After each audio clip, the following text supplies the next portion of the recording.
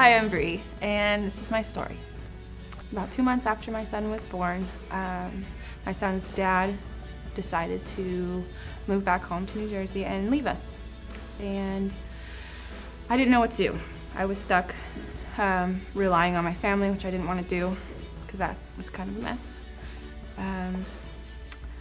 I was trying to go to school, trying to work and take care of my baby, and I'm a first-time mom, and I didn't know how to cope with life. I didn't know how to do anything.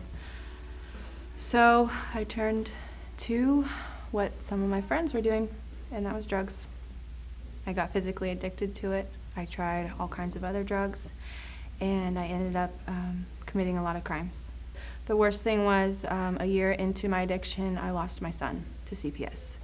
And he was taken, and my world was just crushed. I didn't know what to do. So out of survival, I went to rehab for 3 months. I did a residential treatment and got out, and a week later I was already drinking, and 3 weeks later I was using drugs again. I didn't find the deep issue, the deep problem. And so a few months of doing that, I asked for help.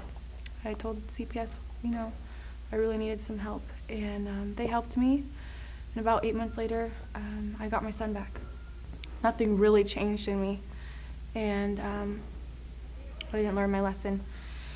So about a month later, I was already back to hanging out with my old friends and committing crimes, and this time I didn't have someone watching my son. I had my son with me, and I got arrested in front of my son, and that's got to be one of the worst days of my life, as he was sitting outside the car saying, "Mommy, I'll be here for you when you get back." I found out shortly after that, about 2 weeks later, that I was never getting him back again. I didn't know what to do, so I ran away for 3 weeks and used a lot of drugs. And I don't know what happened, but something inside of me just said, you really gotta change. Your life cannot be like this. Somehow I got into residential treatment for 2 months, and I applied at this awesome program called Acres of Hope. And I got an interview there, and by the grace of God, I got into that program, and I found out I was facing 2 years of prison, and there was no way out of that. And what I did was I gave my life to God. I fully surrendered my life to God. And He's shown me that He's been there for me. I've never had a real relationship with God, ever. Not like this. He made Himself real to me.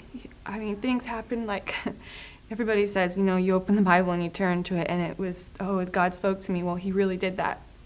I just trusted in the Lord, and I've been through a lot of pain over my son, and seeing him 2 times a week for an hour and having to deal with him ask me questions and saying, "Remember when you were in jail, and please don't go back there, and Mommy, I want to live with you."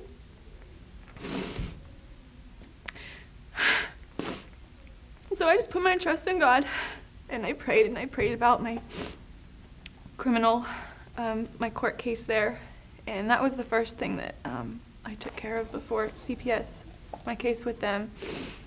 And through a lot of prayer and fasting, my prayers were answered, and I actually got to stay at Acres of Hope for 1 year, and no prison time, and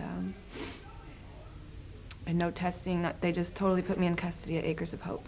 I am getting my son back, and praise the Lord. Only reason I'm getting my son back is because of God. Everybody's upset about it in the county, and my attorney told me this, my social worker told me this, my attorney's secretary has told me this, that this doesn't happen. Things like this just don't happen. And all these people were working against me at one point. You know what? I get to be present for my son today. I do. It's awesome. He just turned 4 yesterday, And so today I taught him how to ride a bike without training wheels, and I'm so proud of him. And he's very, very happy, and he knows he gets to be with me soon. So, thank you for listening to my story.